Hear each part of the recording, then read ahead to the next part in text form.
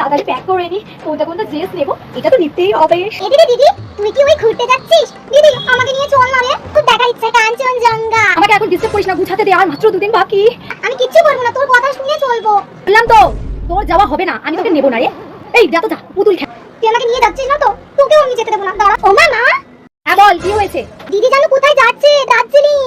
হ্যাঁ জানি তো ও দার্জিলিং যাচ্ছে, আমি তো পারমিশন দিলাম, যা ঘুরে আসু। তুমি জানো তাও যেতে দিচ্ছে না। মা বলছে দিদিকে যেতে দিও না দার্জিলিং। কেন, কি হয়েছে রে? তুমি শুনলে না, এই কিছুদিন আগে একটা ট্রেন দুর্ঘটনা হয়েছিল, কাঞ্চনজঙ্ঘা এক্সপ্রেস, 8 জন মারা গেছিল। হ্যাঁ তাই?